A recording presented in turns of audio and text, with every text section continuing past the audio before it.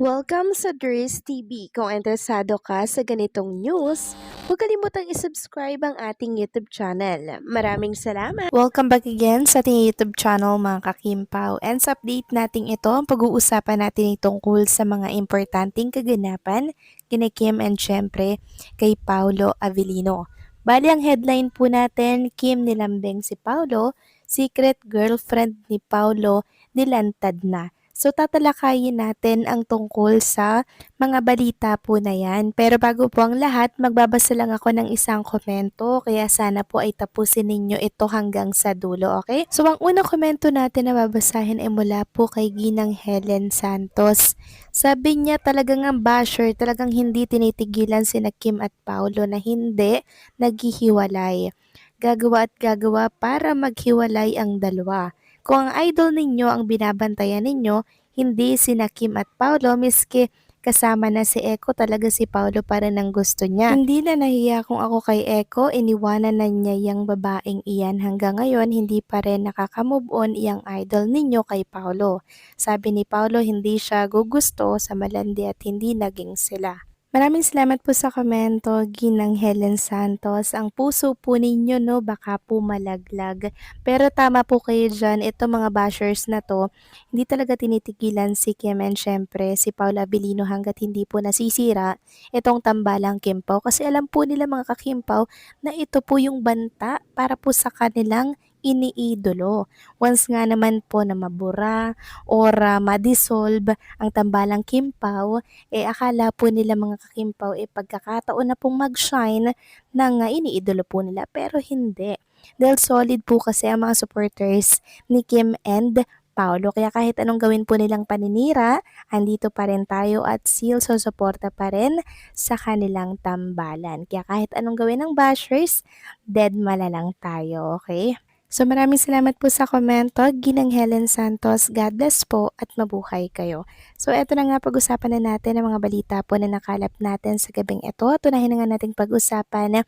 Ito pong naging latest Instagram story po ni Regine Velasquez, no? So nilabas niya po yung mga BTS behind the scene na eksena ni Kim kasama po nitong si Regine Velasquez na kung saan ay para po ito sa Angel Creme Densada. Sobrang saya po nila mga kakimpaw dito sa BTS and talaga namang close na close sila.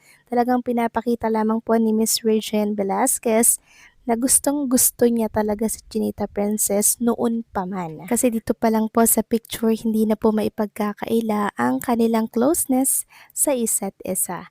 Samantalang next topic naman, pag-usapan naman natin ang tungkol po dito sa inilabas po na post ni Sheshe para depensahan si Paolo Avellino sa mga kumakalat ngayon na balita at paninira sa social media.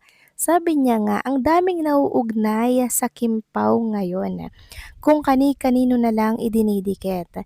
Pati mga lumang clips at throwback pang ibinabalik ng iba para may masabi lang. Nakakatawa lang kasi habang mas lumalakas at mas nagiging visible ang pangalan nila, mas dumadami rin ang mga haka-haka at kung ano-anong koneksyon na pilit binubuo ng iba. Pero at the end of the day, kung ano man ang totoo, kusa naman niyang lalabas. Hindi kailangang pilitin o gawing issue ang lahat ng bagay. Kaya relax lang mga friends, mas maganda pa rin kung nakapokus sa kung ano ang meron sa present kaysa puro hila ng nakaraan. So kung baga mga kakimpaw, desperado na po silang masira si Kim and Paolo, kaya kahit mapa-throwback man yan or mga lumang clips or video or picture, ilalabas nila para masira lang nila si Kim and Paolo. Pero mabuti na lang at matalino kayo mga Kimpaw, hindi po kayo nagpapadala sa mga nababasa ninyo sa mundo ng social media. Samantalang next topic naman, pag-usapan naman natin ang tungkol dito sa secret girlfriend ni Paula Avellino na inilantad na po ng isang fan dito po yan sa X. Sabi niya 2 hours ago, "This is really the secret girlfriend of Paula Avellino. You weak creatures, is there anyone going to a man polo who's not? bringing a jowa. What's that? A getaway as friends. Take note, just the two of them there during Pau's birthday. Second, Pau even brought her along to Paris.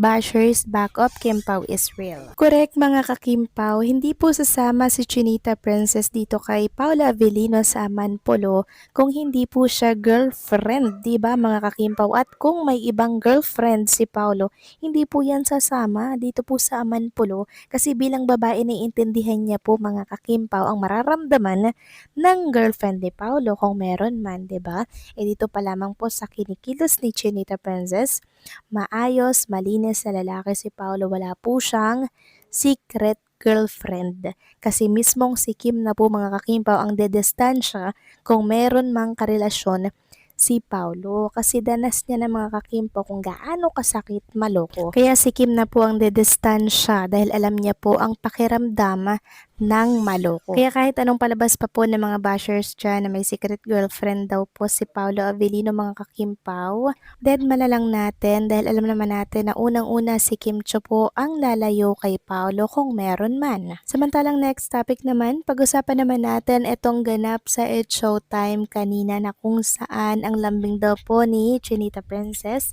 sa isang contestant na ang pangalan ay Paolo. Sabi po dito, "Huy Kimi, pakalambing naman sa contestant na name ay Pau. Pero buti meron namang Pau na name na sumali." So sabi nila mga kakimpaw, parang gantong-ganto raw maglambing si Chinita Princess sa real na Paolo Avellino lalo na pag nagbibilin at nagpapaalala. Sabi kasi ni Kim Cho kanina, "Pau, ingatan mo ang sarili mo." Na para bang kinakausap niya mga kakimpaw mismong si Paolo Avellino. Kaya naman kahit dyan ay kinilig po ang mga Kimpaw fans dahil kanina iba po talaga ang ganap ni Paula Avellino at sa mga nagtatanong hindi po kasama si Chinita Princess. Dahil iba po talaga ang kanyang ganap. Si Paolo kasi ang inaasikaso niya ngayon na wala pa pong trabaho or shooting para sa kanilang project yung kanilang business po. And kahit naman magkalayo sila mga kakimpaw, kitang-kita naman natin sa picture na super behave lamang po ni Paula Avellino. And talaga naman po nakadistansya sa mga kababaihan. Hindi po ba? Kitang-kita naman po dyan na maging yung kamay ni Paolo nakalagay po sa likuran para nga naman po hindi makalapat or makalapit doon po sa isang babae na pinagsisilosan po ng ibang mga netizen at ginagawan po ng issue ng ilang mga bashers. Nakahanap na naman po sila ng dahilan para po meron silang pangsira dito sa Kimpaw. Ngayon ang target nila ay kayong mga fans dahil nalalapit na nga naman po ang Kimpaw World Tour. Sabi nga nila, start na naman ang demolition job para kay Kim and Paolo dahil papalapit na po ang kanilang project na World Tour. Kaya dadma na lamang po sa kinakalat ng mga bashers, okay? So paano mga kakimpaw, hanggang dito na lamang po ang update natin. Maraming salamat sa patuloy na pagsuporta.